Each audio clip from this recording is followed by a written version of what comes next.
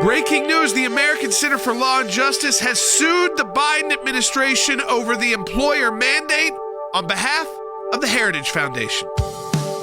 Keeping you informed and engaged, now more than ever. This is Seculo. We want to hear from you. Share and post your comments or call 1-800-684-3110. And now your host, Jordan Seculo.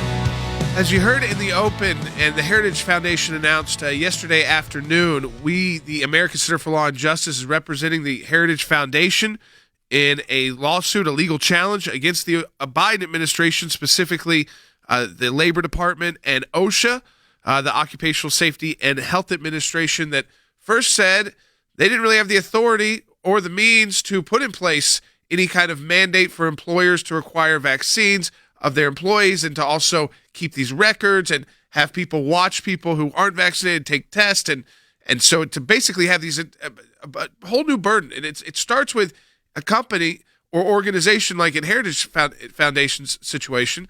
It's 100 or more employees, and it doesn't matter if they're in different places. They could all be working remotely. You could have two coming into an office. It would still apply. Now, there's been an injunction against this at the Fifth Circuit. That injunction has been challenged by the Biden administration. But, Dad, this is a historic moment for the ACLJ to be representing the Heritage Foundation in this challenge against the Biden administration. No, it really is, and it's a very narrow and specific challenge. And I want to say what we're challenging. We're challenging the constitutionality of the authority of the Occupational Safety and Health Administration to actually enforce this mandate. We think that's an encroachment on federalism grounds. It's powers allocated to the states. The states can do these kind of things, but the federal government can't. OSHA has previously said they can't. They certainly don't have the means to do it. Let's be clear about that. I mean, they don't have the financial means and capability to do it, but constitutionally, they don't have the authority to do it. Now, look, I'm coming at this, and I want to be clear on this, that we're coming this strictly on the constitutional grounds. I have been vaccinated. I have gotten my booster shots. I encourage people to talk to their doctors and to do that. If their doctor suggests it, which most doctors are, I did it. But I still don't think the federal government, especially the way it's set up here, has the authority to engage it. So this is not an attack on the validity of vaccines, which, as I said, I'm in favor of. I think it's helped a lot of people and saved a lot of lives. And it was under the Trump administration that these vaccines were put on fast forward in Operation Warp Speed. But you can't have warp speed on the Constitution. And that's exactly what the Biden administration did here. They knew they didn't have the authority to do this, by the way. They knew that early on. But the politics of it made them do it. Now, these cases have all been consolidated at the Sixth Circuit Court of Appeals. So what's going to happen is, let me tell you, the ultimate arbiter of this is the Supreme Court. Let me give a caveat. The Supreme Court yesterday rejected a challenge by healthcare professionals who did not want to take the vaccine, and the Supreme Court rejected their challenge. That was Justice Breyer, but so was Justice Amy Coney Barrett and others. So these are not easy cases on these individual challenges. But as it relates to the mandate constitutionally, well, I'm in favor of the vaccine, and I think it should be available and used by people. It's different when it comes to the federal government mandating something. By the way, state government authority has the authority to do these kind of things. So I want to be clear here. But the federal government coming in does not. Yeah, I mean, part of this is the petition for review that we've been filed. I'm holding it in my hands. You can see it at aclj.org. We just posted a new blog up there, too, so you can see the petition. It's short because this is not the briefing. This is a petition that goes to the court. Just a part of that, I'll read from it. OSHA's mandate represents a gross abuse of power and is a far cry from the delicate exercise permitted in very limited situation. The mandate clearly encroaches on the police power of states, expressly reserved by the 10th Amendment to the Constitution, just as my dad was just talking about. There's a difference between your public schools or private schools. They have the shot list for kids and things like that. Those are done at local, community, and state levels, not federal. And that is the challenge here. So, again, just to let you know, if you're just joining us, the ACLJ representing the Heritage Foundation filing against the Biden administration on their employer vaccine mandate. We have filed yesterday afternoon in federal court. The information is up at aclj.org. Support our work. Final day of the November matching challenge on this Giving Tuesday. Double the impact of your donation at aclj.org.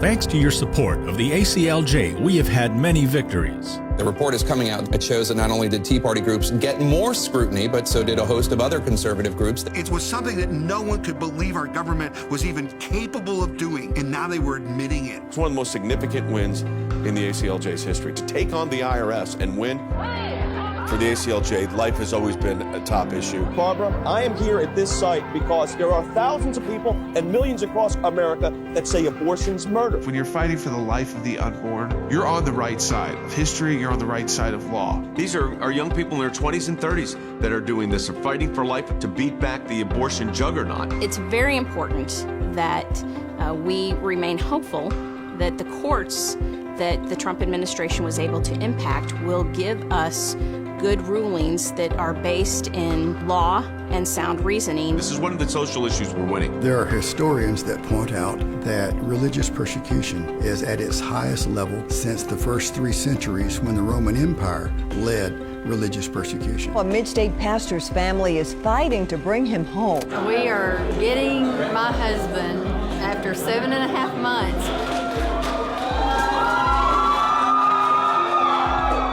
Turkey should not get away with holding my father one more day. When Brunson was finally released, who meets him at the airport at 2:30 in the morning? Rick Brunell. I saw Pastor Brunson walk down the stairs of the plane. I was filled with emotion. I told him that we were praying for him. The American people never forgot about him. I'm thankful, I'm grateful, and actually I'm astounded. We need your help as we continue this work here in the United States and around the world. Join the matching challenge today, and your tax-deductible donation will be doubled.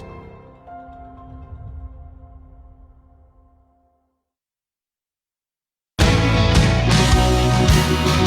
back to Secular. Share this with your friends and family. If you're watching the broadcast on one of the social media platforms, Facebook, YouTube, Periscope, Rumble, make sure to share it with your friends and family. This is breaking news. Just yesterday evening, refiled the American Center for Law and Justice.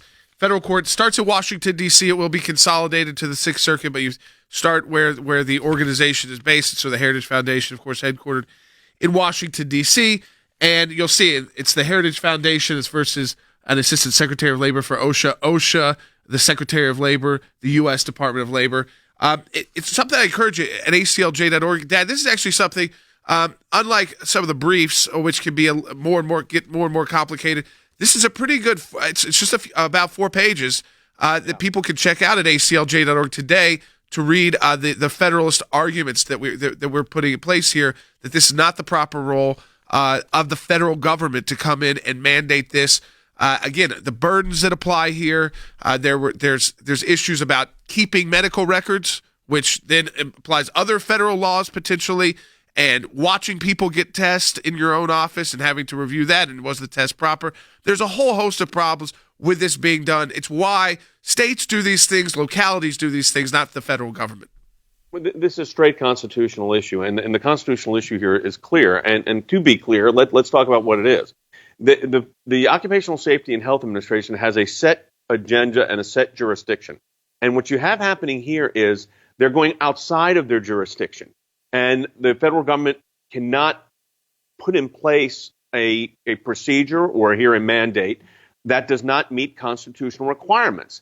Like I said, these are the issues that are reserved for the states. So I think we have to be really clear that what we're talking about is the states being able, this is the key, the states being able to monitor this on a state-by-state basis. And individuals, of course, make choices, and that's the choices people make. I know what my choice was. But the federal government coming in here constitutionally is not only suspect, we think it's unconstitutional, but it's a very direct challenge. It's nothing against vaccines, it's nothing against therapeutics. It's a question of federal authority. And to have the Heritage Foundation as your client is an honor for the American Center for Law and Justice. Let me just say it is in their history. I don't think they've ever entertained a lawsuit until this one, and we're very appreciative that the Heritage Foundation and their leadership chose us. I mean, that was just I got to say, it really is an honor that they picked us to do this. Yeah, so you had both their current president until tomorrow, which is a friend of ours, Kay James, and she is departing Heritage, and the new president, Kevin Roberts, who is coming in, who begins tomorrow. officially. They issued a joint statement together about the lawsuit and about, again, selecting the American Center for Law and Justice. But also what you pointed out, Dad, Heritage Foundation has maybe they were looking back at their records. They think they filed maybe an amicus brief or two, but they have never been the party in a lawsuit. They've never been the group being represented in the lawsuit. So this is historic. It's also a historic decision for them as well. But we are certainly honored to be representing one of the foremost since the 1970s conservative organizations in the country. And very important role they play in Washington, D.C. We worked with them together. We're just down the street on a lot of policy issues and forums, post cases, and our attorneys are very involved together. But this is very unique, so I encourage you to share it with your friends and family, the broadcast. Check out the blog at aclj.org. You can see the petition and give us a call, 1-800-684-3110. That's 1-800-684-3110. How important do you believe it is to fight back against this kind of federal mandate? Because while this one is supposed to be a 6-month mandate, listen, you can see all the talk today. There's the new variant, if you allow the federal government to have this power, there's kind of no end in sight. And that's one of the issues here, is that they acknowledged that they didn't have the power months ago. And then they got pressure from President Biden to act, even though they acknowledged that they really didn't have the power to act. And then they put this in place, and immediately it was stayed by the courts. But they have challenged that stay. So at any time, this is supposed to go into effect January 4th, so right after the new year. They're fighting for it to still go into effect. So I want to make sure folks are clear on that as well. 1-800-684-3110 if you want to talk to us on air. That's 1-800-684-3110. We do want to take your calls. Harry, I think on this issue, very important for people to understand the power grab by the federal government, these moves, even when they say we don't have the power, to come back a couple months later and say, what, now we do. Absolutely. So I think your analysis is correct, and Jay's analysis is correct as well. The mandate exceeds OSHA's statutory authority, and OSHA has already acknowledged that. That in and of itself, in my view, constitutes a violation of the Constitution. In addition, the OSHA mandate exceeds the federal government's commerce power and encroaches on the state's 10th Amendment police power. I think if you look at the case law going back to 1905, in a number of cases, the Supreme Court has established firmly that states have a police power, and that police power is protected from encroachment by the federal government by the 10th Amendment. Notwithstanding this precedent, notwithstanding the Constitution, OSHA has issued a mandate pursuant to whom? President Biden. He lacks the authority to force OSHA to issue an unconstitutional mandate, a mandate that is unconstitutional, in my opinion, on its face. And so I think it's very, very important for our listeners to understand that the ACLJ is acting on behalf of an established organization, the Heritage Foundation, and we are fighting back. We are strongly in favor of individual liberty, the rule of law, and the Constitution, and our active involvement in this particular case establishes that. Yeah, Neil on YouTube wrote, praise the Lord for ACLJ, praying for our government leaders that are overstepping their powers. Let me go to Than Bennett in Washington, D.C. Than, this is, too, I think it's important for our ACLJ supporters to understand how big of a deal it is to be representing the Heritage Foundation in this matter. We told people that we'd be looking for the right case, the right time. We're going to rush to things, right organization where we fit ideologically, and now people are seeing the fruits of that work today as we talk about it. But it's a big deal when organizations like ours come together like this. Well, they're a terrific partner to have on any issue, Jordan. We've been, like you said, we've been a partner with them on many different matters. But I think them engaging the lawsuit on partnering with us shows the gravity and the magnitude of this particular mandate, Jordan. I mean, look, I would read to you from incoming President Kevin Roberts. He just said the Heritage Foundation has not historically filed lawsuits or been party to federal litigation efforts.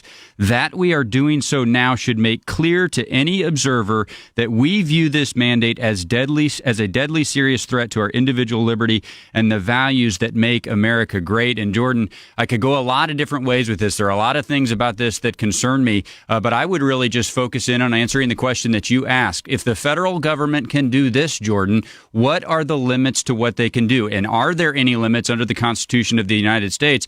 I would suggest that this would deal a very serious blow to that. And look, we've been very clear. Operation Warp Speed was a tremendous success. It's a wonderful thing, Jordan, that Americans across the country can avail themselves of the option to vaccinate themselves should they choose to do so. But Jordan, that's their choice to do, and it's a matter for states to regulate. It's not a matter for the federal government to do. And if you can't separate those two arguments and you give the federal government the opportunity to engage in an area where they don't have the authority to do, Jordan, you can't answer the question you posed credibly without saying it does great damage to the limits that the federal government can go. Well, I remember during the Affordable Care Act, they went into court, and the individual mandate they argued was really a tax. So they didn't really. They knew that would not work. So they had to argue that it was a tax, even though they told people it wasn't a tax. The court ultimately accepted that. So the idea of the federal government having this kind of power, it's again, people, if they look back in history, it's states and localities that have had this kind of power, and that's what the 10th Amendment is broad. It reserves a lot of power to the states.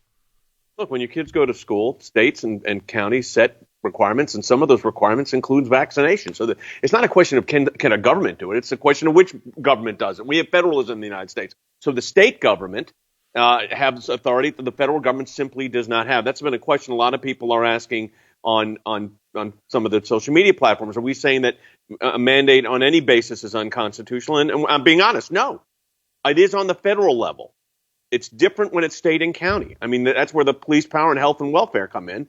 And, there may be religious exemptions and so forth. But, there are vaccine requirements when your kids go to school. And there's a reason that those are constitutional. So, but that's not the federal government mandating it. And that's what, as Jordan, as you said, the 10th Amendment is so important. And one of the issues we get into, too, I mean, the penalties here are extreme. So the enforcement, but also the penalties for noncompliance are extreme penalties. We're going to take your calls at 1-800-684-3110. So you have questions about the lawsuit, what it would impact. This is really focusing on the employer vaccination mandate by the Biden administration.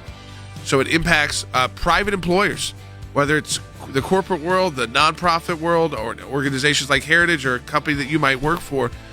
This is whether they have to do it, not if they decide to do it, whether they have to do it because of the federal government or face fines. We'll be right back. When we see something, when we hear something, when we're concerned about an issue, we don't just talk about it. We do something about it. And that goes to our Government Accountability Project. The things that are important are knowing where to look and who to look at. What we're trying to do is get information that we, the people, are entitled to. We sort of call them puzzle pieces because we don't know which ones we're going to need in the long run. But you gather all the puzzle pieces together, and then you start to put them together to uncover the truth, really. The Freedom of Information Act, that's a statute that allows us to get information from the government. Starts with a letter from our offices in Washington to these agencies. And it says, give us this information on these topics. And generally, they don't.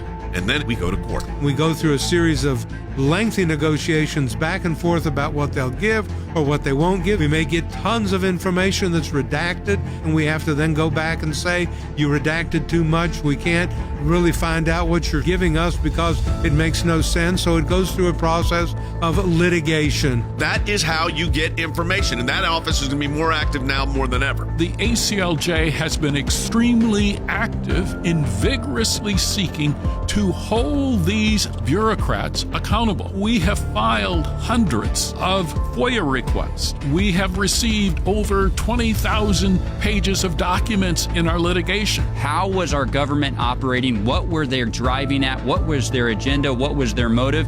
And I will tell you, I mean, sometimes the picture that it paints is one of terrific abuse. You're finding a nugget in a gold mine. Occasionally you'll come up with something that is really a bombshell, but you have to persist in doing it, and that's what we do. That's a little bit of what we do through our Office of Government Accountability, and of course that comes under our Office of Government Affairs. So your support of the ACLJ supports all of that.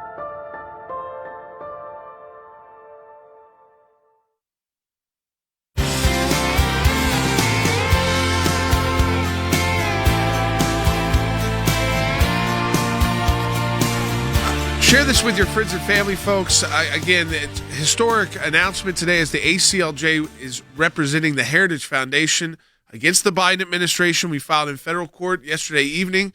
That's up at aclj.org, too. You can see it there. We filed in federal court against the Biden administration's employer vaccine mandate on the grounds that this violates the Constitution. It violates the separation of powers, especially when it comes to state power and federal power, and the 10th Amendment, which provides broad policing power to the states and your localities, and that this is not the federal government's role. But we also talk about what the penalties are here. It's serious, and if you violate these rules, you're talking at a maximum willful violation penalty start at $136,000.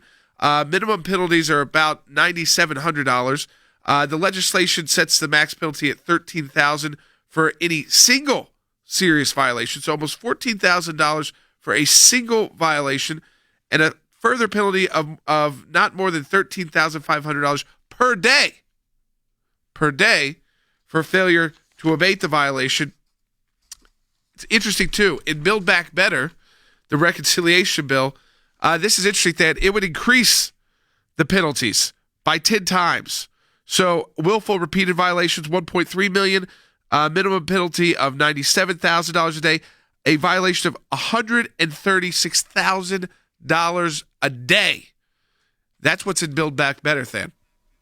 Yeah, incredibly punitive as it stands under OSHA's statute right now. As you mentioned, $13,000 per violation, a little bit more, $136,000 for a maximum. The Build Back Better Act, Jordan, it's gone through a lot of different machinations. Some of them were 10 times the maximum fine. The number that we're looking at currently is a maximum fine of $700,000. I mean, Jordan, look, we just have to put this plainly. If OSHA were to, if Build Back Better were to pass and OSHA were to take that maximum fine and they would apply it to companies across America, Jordan, it would crush our economy. I mean, that's what we're talking about here. We've been very plain, very candid with our listeners that the need to address the pandemic is a real one. We have to take a reasoned approach. Individuals should be looking at all the options available to them, should be availing themselves of the best choices for them. But Jordan, the answer is not crippling the American economy. That would actually make this dramatically worse. And if you're talking about $700,000 fines for a violation of this, that would just be absolutely devastating. You know, I think, Dad, let's go ahead. No, I was going to tell you. I want to just follow up on something that Than just said because it's absolutely so true. These penalties they've put in place are draconian, and I mean, you know, there's a legitimate constitutional issue here. I think everybody that was being honest would say there's a legitimate constitutional issue here, and then to have the government enforcing a provision that they themselves have said is not enforceable, and then attaching to it $700,000 fines, which would cripple every business. Look, private employers could decide to do what they want to do, too. You understand that. I hope people understand what we're talking about. This is the government. A private employer could say, like a hospital, if you're going to work here, you're going to be vaccinated. I mean, they have the authority to say that. And people are going to post, I don't like that Jay said that. But I'm going to tell you what the law is, not maybe how you'd like it to be. That's what the law is. And this law does not rest with constitutional authority. That's what we're talking about here. Yes, and so we're talking about specifically the Biden administration, federal government's attempt to, which, by the way, I mean, even running this, that to me, that it's so ripe for abuse because of the penalties are so high. Even before, let's say Build Back Better doesn't get through, it's still really high penalties. I mean, we're talking $14,000 per incident, and then it could be $14,000 a day. So that's the initial penalty. That could add up very quickly for a business that has 100 employees or an organization with 100 employees or more. So the idea here is that, again, before you even get to the bigger fines of the Build Back Better, is though that this is about saying this is not the role of the federal government. They know it's not the role. OSHA asserted a couple of months ago they didn't have this authority. Then they came back because they had pressure from the president to put this in place. Well, that's exactly what it was. I mean, they knew they didn't have the constitutional authority to do this. So then you ask yourself, so why'd they do it? Well, they did it because they thought that the political pressure was just too great. Now, there's another issue here, and that is, as we've said, the Commerce Clause, the separation of power, the separation of federalism that requires deference to state governments on matters of public health and safety. There are when something would reach the federal level, the magnitude of what it has to be is at a whole different situation. As I said, I'm pro-vaccine, and again, I'm not a doctor. I don't give medical advice, but I've been vaccinated and boosted. And everybody makes their own choice. But there are consequences with those choices, as unfortunately I've seen in my own family, and those can be devastating. But again, it's not a question of whether the science is this or that. It's a question of whether the federal government has the authority to do this. And the federal government doesn't. And the state government situation would be a completely different case. You're not seeing that because states are getting to pretty high compliance. I mean, the numbers are actually impressive on the percentage of people getting vaccinated or other therapeutics that are now coming out. They're talking about a pill that may be available soon. So I'm glad but for those people that are saying this is all a conspiracy, I want to remind conservatives that this warp speed, which resulted in these 3 vaccines, was under Donald Trump, who took the vaccine and has advocated for it. So I don't want you to think that this is some kind of, conspiracy thing. We're talking about a constitutional challenge that we think is significant. But I don't want that to be confused with people's health and welfare. That's a different story. I want to be clear on that. And I know people are going to object, and they're already posting things on, in comments, but we're going to be very clear always at the ACLJ what our position is. Yeah, and I mean the Heritage Foundation also has encouraged employees to, as you said, they're not doctors, to seriously consider. That's the language they use to get vaccinated.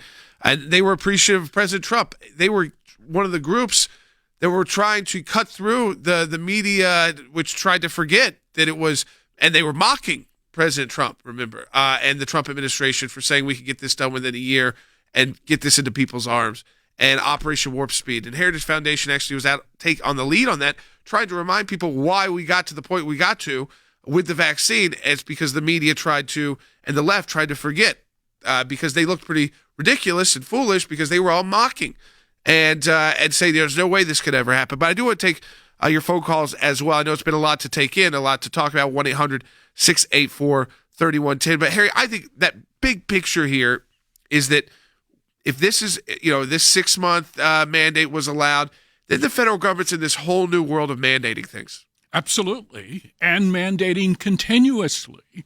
And I think the vaccine mandate issued by OSHA is designed to do one thing, really, only, and that is to cover up for President Biden's failures. Remember, candidate Biden suggested that any president who presided over the number of COVID deaths that President Trump presided over does not deserve to be president. We now have more deaths under President Biden, suggesting that President Biden does not deserve to be president. And so the imposition of these penalties is really designed, I think, to cover up for the Biden administration's failures, and it seeks ultimately to enslave corporations in doing the government's work. And this is, again, folks, I want to remind you, tomorrow at the Supreme Court, we'll have live analysis of the Dobbs case, the first major challenge to Roe versus Wade. What I'm holding in my hand right now, 3 briefs filed by the ACLJ. It's representing the Heritage Foundations we announced against the Biden administration's employer mandate.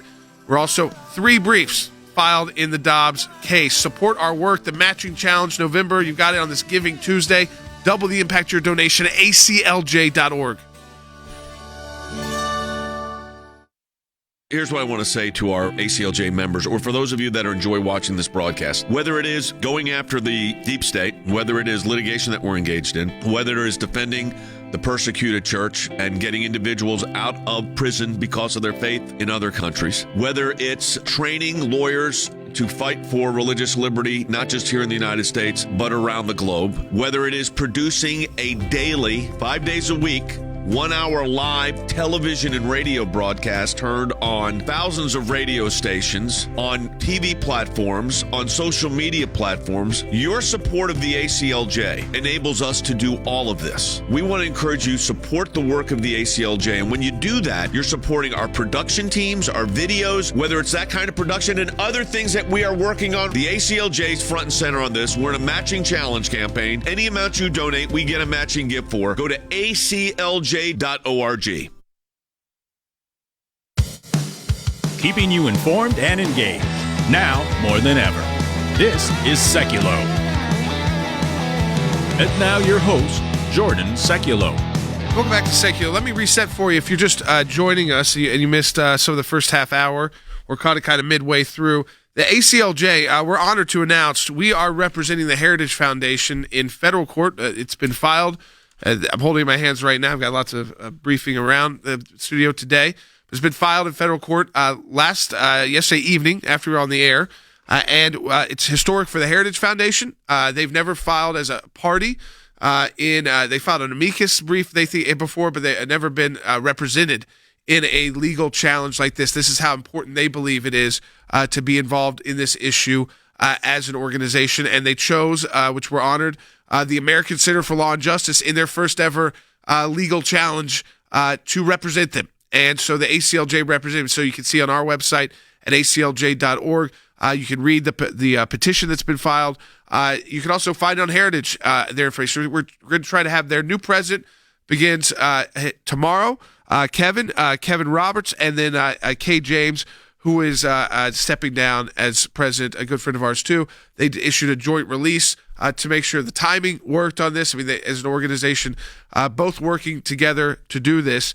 At the same time, Dad, so announcing that, and I think Kevin will be joining us on the broadcast later this week to talk about it. So it's a great partnership. We've done a lot of work with Heritage over the decades in Washington, D.C., a lot of policy events. They use our attorneys and experts and vice versa. But we've also got a major case tomorrow. So it's holding the Heritage petition. A major case tomorrow at the U.S. Supreme Court, the biggest since probably Planned Parenthood versus Casey, which is the Dobbs case out of Mississippi. Yeah, because this is the constitutionality of Roe versus Wade, and you've got a majority conservative Supreme Court that thinks, we hope that they think that this issue of abortion needs to rightfully be returned to the states. As I've said, an overturning of Roe versus Wade does not, and I want to be clear on this, does not end abortion. What it does, it returns this to the states. That's a big deal. That is a huge deal. And we think that's constitutionally correct. As you said, we've got multiple of our organizations have filed briefs under the Supreme Court rules here. So I will tell you that my view is that we have an opportunity here. If there was ever an opportunity, Jordan, for Roe versus Wade to be overturned, this is probably it. And the court's going to have to decide whether they're going to stick with what they call stare decisis, which is, you have a long-standing precedent, we're just going to stick with it, or they're going to do what they did in cases where the Supreme Court has got it wrong and turn this around. And I'm optimistic that they'll turn it around. But we'll get a good sense of this during the oral argument tomorrow. Yeah, I mean, now that those are being broadcast, the audio is being broadcast live, and again, they don't necessarily stay within the same bounds of time that used to, so it can go longer. But we'll be live with you tomorrow on the air. But Dad, I think it's important, just to kind of underscore for people the reason why we can file the 3 briefs there.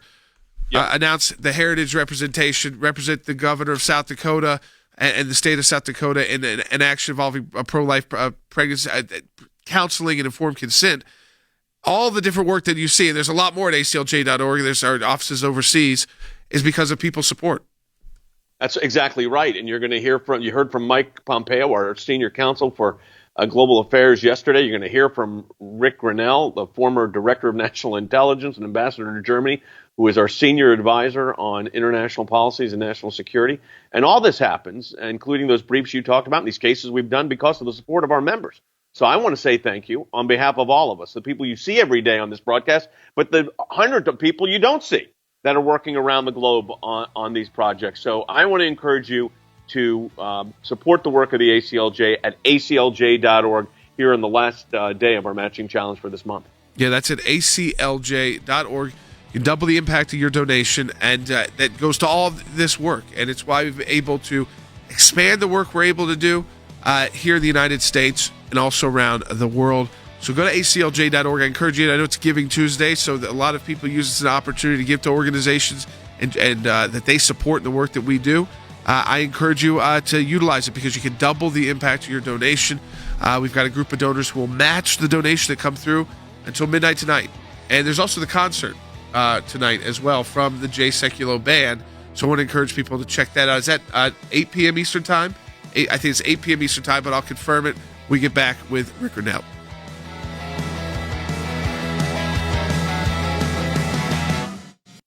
New satellite images appear to show a major expansion of China's missile program, detecting hundreds of new suspected nuclear missile silos under construction in a desert in western China. It follows the discovery of yet another Chinese missile field back in June. The commander of U.S. nuclear forces says it's a game changer.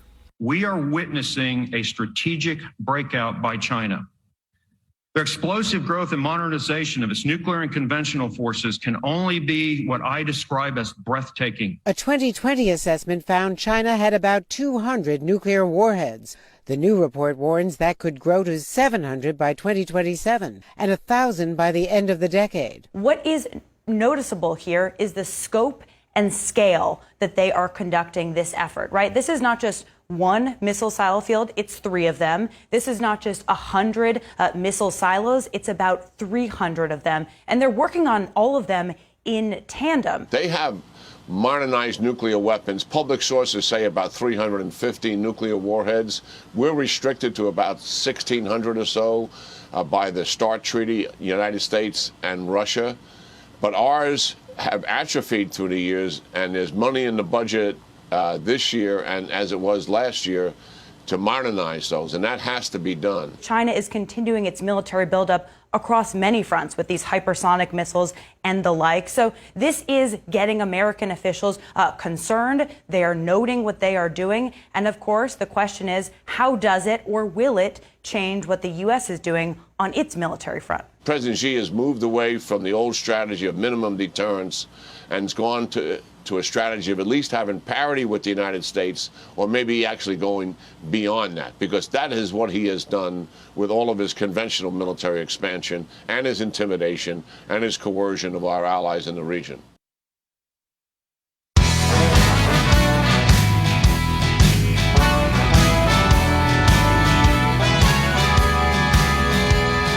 Rick Renell, our senior advisor for foreign policy and national security, is joining us now.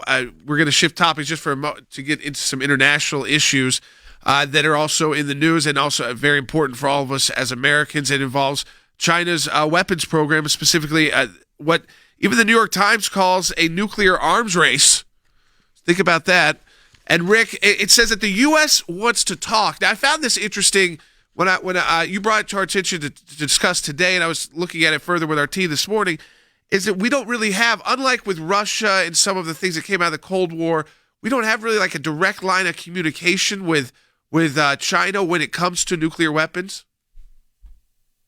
Look, the reason we're talking about this is because there's a assessment, a report that the Biden administration is doing about what capabilities the Chinese have when it comes to nuclear weapons and what our response would be. This is a report that is required by law for every administration to do. And so in some ways, this is one of those exercises that we just have to go through to assess. It's a good idea. But what's troubling is the Free Beacon has been reporting on the fact that the Biden administration has asked 2 experts on limiting our nuclear weapons from the Carnegie Institute to submit a report to the Biden administration on options that the Biden administration can use going forward when it comes to nuclear weapons. Now, these 2 individuals that have been asked to do this report have a long history of trying to get the United States to get rid of all of our nuclear weapons. And that's a problem. That's a real concern. The Joe Biden of today is not the Joe Biden of 15 years ago, of even 5 years ago. The progressives have taken over this administration. And now what we see is China rising to the occasion of a weak Joe Biden. It's also interesting. I saw that the comparison was that we have kind of a history in dealing with the Russians. And so when we have to deal with nuclear issues directly, if we were trying to get a handle on the Chinese situation or try to work together on agreements and treaties, that would be something very new, unlike what's been this kind of historic back and forth between Russia and the United States. I mean, so Rick, this doesn't seem to be the administration that's going to really be the one that kicks that into gear, though. Right. I think what you're getting at is correct in that our relationship with Russia is long on disarmament and limitations on what we can do, certainly on testing nuclear weapons. We have agreements with the Russians that go back decades. We don't have that same luxury with the Chinese. And basically, the Chinese right now are rushing to build up their nuclear portfolio. That is troubling when you look at the Biden administration's history with China. They have always underestimated China. They sat in Alaska just recently and were lectured by the Chinese on the United States human rights record. And now we know about the Hunter Biden laptop, which shows a whole bunch of information about the Biden family's ties to Chinese government and Chinese businesses. And so I think China right now is emboldened. They feel like they can push forward on the nuclear front, push forward on lecturing the United States, and that the Biden team is just too weak to respond. And I think that right now, that calculation is true. Wes had a question for you, Rick. Yeah, I think anytime, Rick, that U.S. leadership is perceived as vacillating or weak, our adversaries, they will take advantage of that. What I find alarming, I guess is the word, is the administration has a certain amount of naivete about this. You're talking about the difference between our longstanding relationship with Russia versus China. Jake Sullivan recently said that we did not want to contain China. We wanted a peaceful coexistence. What's your thought about that? I'm so glad that you pointed that out, because I think Jake has a long history. The National Security Advisor, Jake Sullivan, has a long history of looking at China as an academic exercise and limiting his thought about China to what's on paper. And certainly that's problematic, because in the real world, China doesn't tell the truth.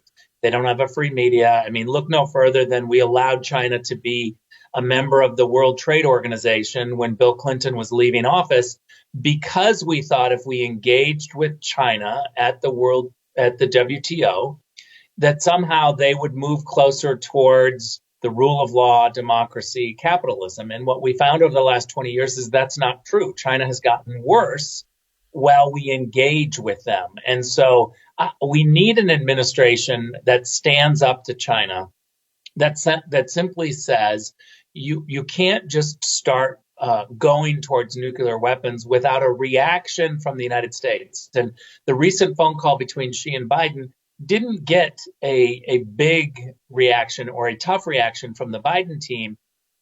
Quite the opposite. The Biden team was spinning that the call went well and they talked about a variety of subjects. But then news came out later that they actually never said the word nuclear weapons. They never discussed it. And I can tell you from my 8 years at the UN, unless you confront these issues directly with the Chinese, beating around the bush does not work. You this because when you look at China and you look at Russia and you look at Iran and you look at what was going on in Syria, it's an axis. And the concern that I think we have is we have an administration, at least in their foreign policy concept, that deals with this as if it's in a parallel universe, not the reality of what these governments are up to.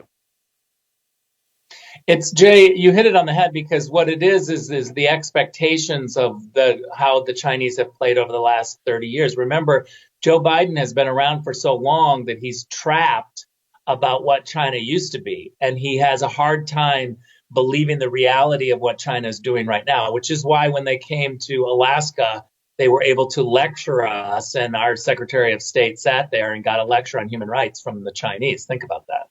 The hypersonic weapon, we had our military speak out. The chairman of the Joint Chief Staff, said that it was like a Sputnik moment because of the hypersonic test. This orbits the Earth, then gets launched into a vehicle. Even the U.S. reports were saying they're not sure how this is being done. That's how, as you were talking about, Rick, this is a different country than it was under Mao. This is a different country than it has been since in the last 30 years. They are now actively making the plays to become the world's number one power. And what you just pointed to was the test that the Chinese just did, going around the world and maneuvering their rocket. And, it's 4 times the speed of sound. And it's very concerning to the United States that all of a sudden the Chinese seem to be pushing towards breakout. They're trying to get to the point where they can compete with us with nuclear weapons. They're testing, they're going underground. They are busy trying to catch up to the United States, while at the same time the U.S. is really just, ignoring and trying to contain and realizing that we're going to have to compete with China. We could talk about this all day, sure. The implications for ignoring China and having a rise in China so fast. As I've always said, Russia's a problem, but China is a crisis. Going to one more, or Dad, go ahead. Yeah, I just really quickly, and then following up on this China situation. So, Rick, we're talking about what the problem is. What's the solution?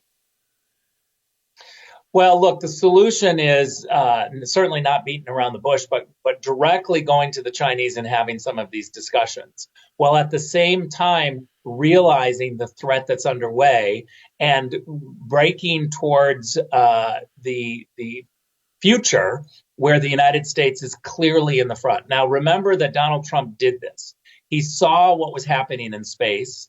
He saw that we needed to make a big move in space to protect our satellites, and he created the Space Force. That was largely because of what we were reading that the Chinese were doing. Remember, the United States is still dominant in the water and underwater, but the Chinese are really making a play for land-based and air. And so we've got to be able to stay ahead, which means, the good old Ronald Reagan warning of peace through strength means having a Pentagon that is at the forefront of technology, utilizing technology, and then being able to not use it because you have the best. We know as a country that if we want to do it and we want to compete and we want to excel and we want to be the leader, we can, but we have to have the will. We have to have the right leaders in place. And as Rick said, it's there to do. Rick, appreciate you being on with us today. It's there, but you've got to have the will to do it. You got to make the investments. You got to encourage the military instead of discourage the military, and rethink some of the strategies. That this is not 1980. That this is we're the 2020s, and the world of space is very real, and the world these advanced weapons are very real. We come back, we'll continue to talk, get you back up to speed on the cases, as well a little bit more on the Dobbs case as well. Go to ACLJ.org. You can find out about all of the information there. That's ACLJ.org. Support our work. Double the impact your donation. The final day of the November Matching Challenge is today. Donate today at ACLJ.org. In my time in service, both as the CI Director and the Secretary of State, I watched the good work that the ACLJ was doing here in the States and all across the world. The ACLJ's work at the UN, overseas with the European Court of Justice, is incredibly important. We have on our team lawyers, non-lawyers as well, that are policy experts. They're all engaged in foreign policy issues. We have been focused on protecting the nation state of Israel, particularly before the United Nations. We don't shy away from the battles that are going on at the UN and just complain about them. We actually try to go in and do something positive and actually affect change. The risk of an incomplete or unsolid relationship within the United States of America and Israel is real. Israel is very important to the ACLJ, and we will always fight for Israel's rights. We had a series of cases at the European Court of Human Rights, primarily dealing with religious liberty. And as Secretary of State, I saw this too. Nations that had more religious freedom were on firmer footing. They had better democracies. America has always been the world leader in religious liberties, in freedom of conscience and freedom of speech. We've taken the First Amendment, and that has been our cornerstone.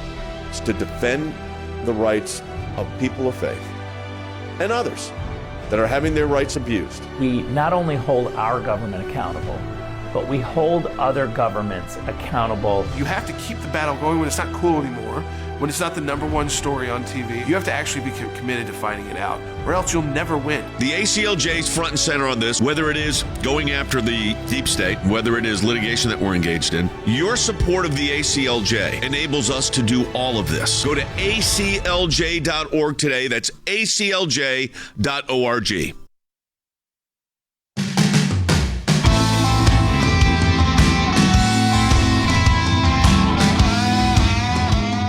All right, welcome back to Sec Hill. We are taking your phone calls, too, if you want to get them in now, 1-800-684-3110. There's been a lot of information today shared on the broadcast. Let me remind you, if you're just joining us, Dad had a big announcement today because it occurred yesterday in our filing last night, but the ACLJ is representing the Heritage Foundation against the Biden administration's employer mandate. It's historic for the Heritage Foundation because they have never filed a lawsuit directly as a party. They filed they think an amicus brief before, and the pastor, that's how serious they're taking this overreach by the federal government.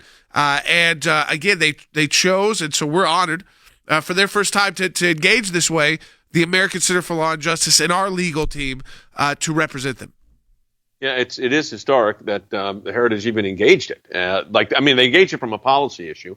And they encourage their employees to get vaccines. They just didn't like the mandate. And I think this is where you have to separate the policy issue from the, what each employer does. That's different. From a policy standpoint here, this is not a difficult call because the federal government, OSHA said this. They don't have the authority to do this. So OSHA doesn't have the authority to do it, which is the federal agency that's been chosen to put this out. They don't have the authority to do it. The answer is the federal government can't do it. Now, it's all consolidated at the U.S. Court of Appeals for the Sixth Circuit.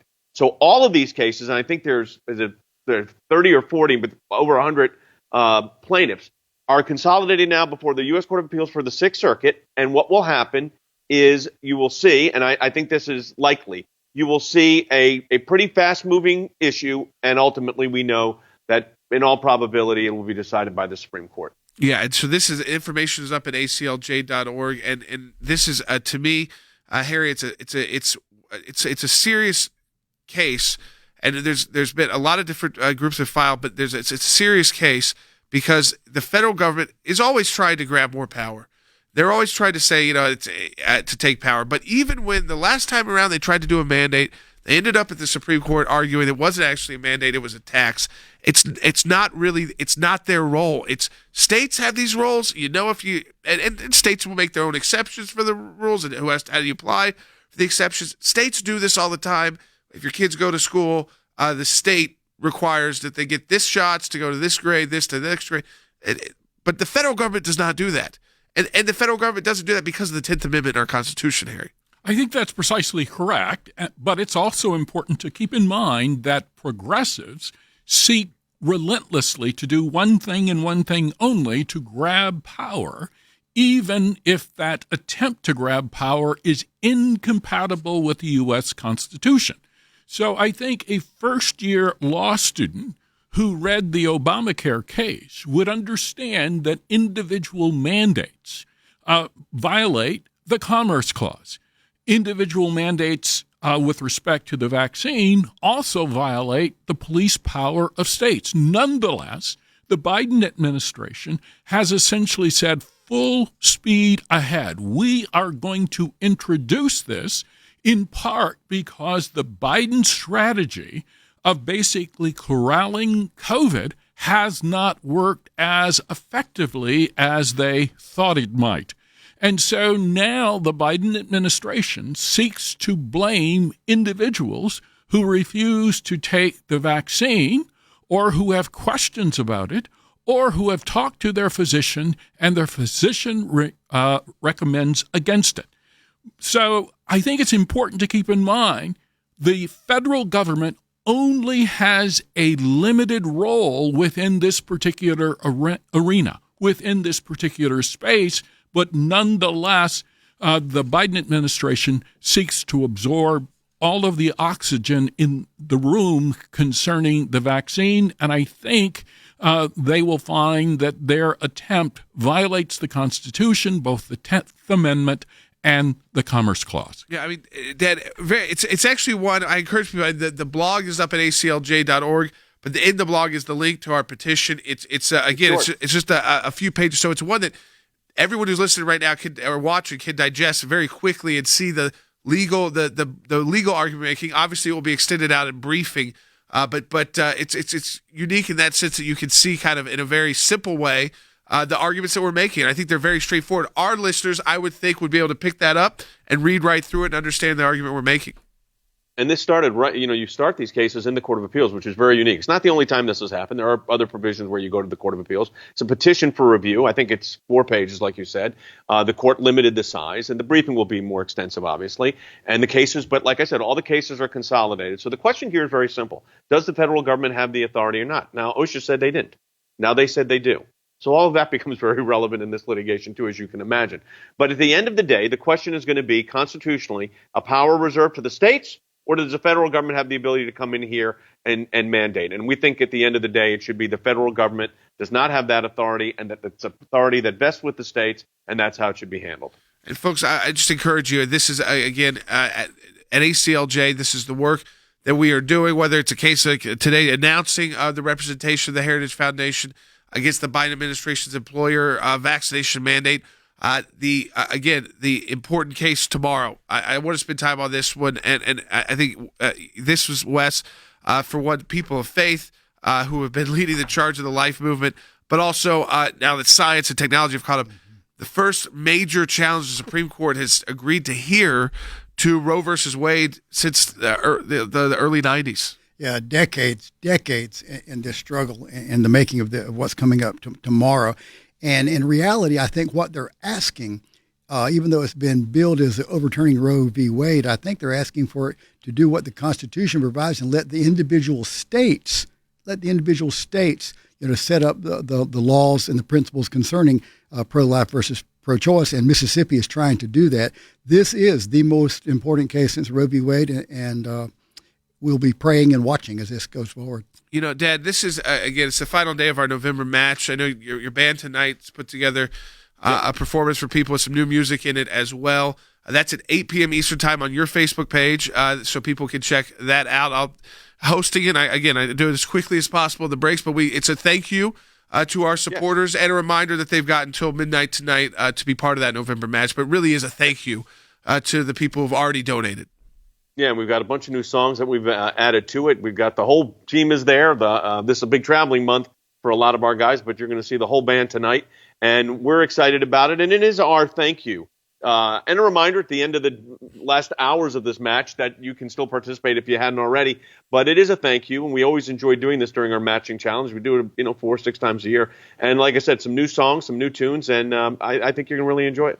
All right, folks, let me encourage you. Go to aclj.org. If you want to learn about our representation of the Heritage Foundation, you can go right there. It's up at the homepage. You can actually see I'm holding the petition for review. It's stamped. It's been filed. It was filed yesterday afternoon, so you can read it and see it. It's 4 pages plus the signatures. So it's about 5 pages technically. And also our briefing on Dobbs. Tomorrow we're going to be focused in on that.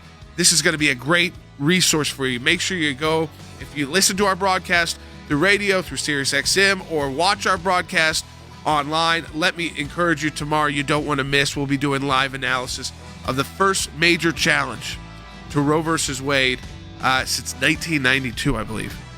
So this is again very important for all of our listeners. So you definitely want to be tuned in tomorrow as we analyze the oral argument. It will be broadcast live, at least so you'll be able to hear, not see, but hear the argument, so we'll be able to break it down for you live on the air. Support our work at aclj.org. Double the impact your donation, and check out the concert tonight, 8 p.m. on the J Secular Facebook page.